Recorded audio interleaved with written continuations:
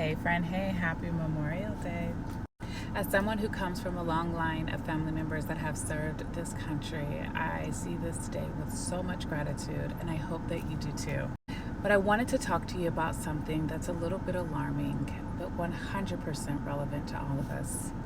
Now, we know that Memorial Day is a day for our fallen soldiers, but I think sometimes the thought that often gets overlooked is that the veterans that we see every day carry the weight of those soldiers who didn't make it home. Yet for many of them, they are constantly being passed up for the opportunity for them to find their home sweet home in real estate. Yes, did you know that over 11% of veterans will be denied, not because they do not qualify, not because their offer is not strong enough, but simply because they come back with a VA loan?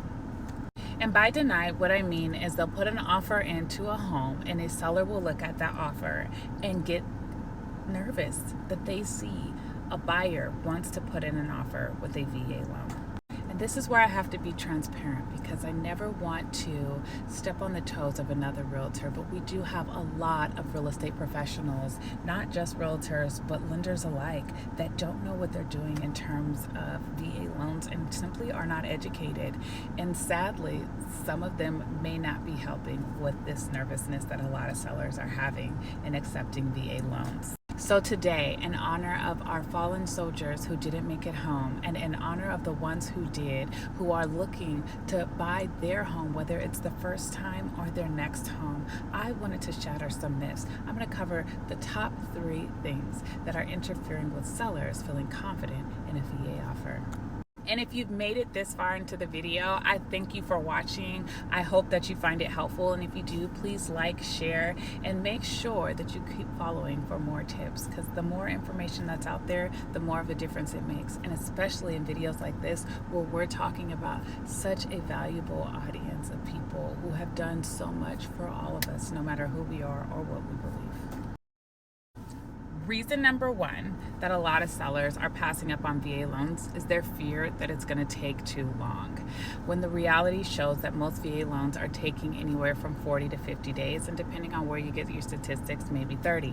I can tell you as an experienced realtor who has worked on both the seller and the buyer side, I have never dealt with a VA loan, which I've dealt with more than a few, that has lasted me longer than 30.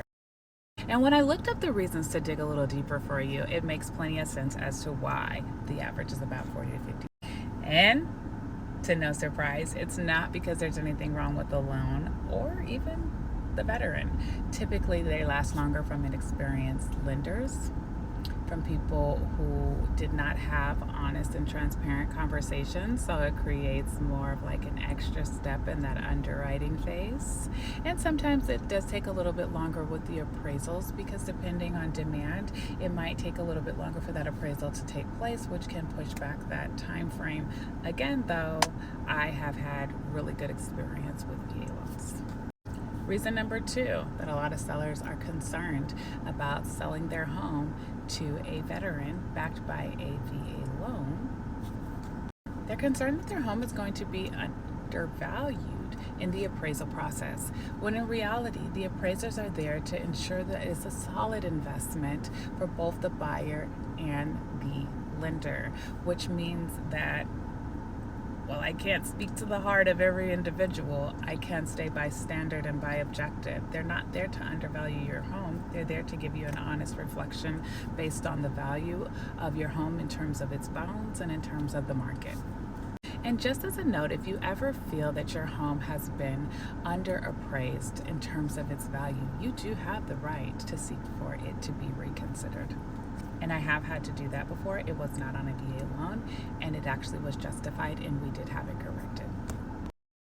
Third number one reason, that's hilarious.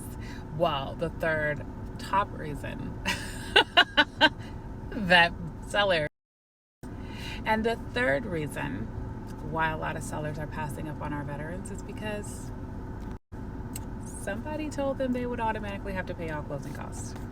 Now, with a VA loan, they have no money down. They are responsible for things like their appraisal, their home inspection, and basic fees of those nature. All these things are negotiable and they typically have a percentage cap.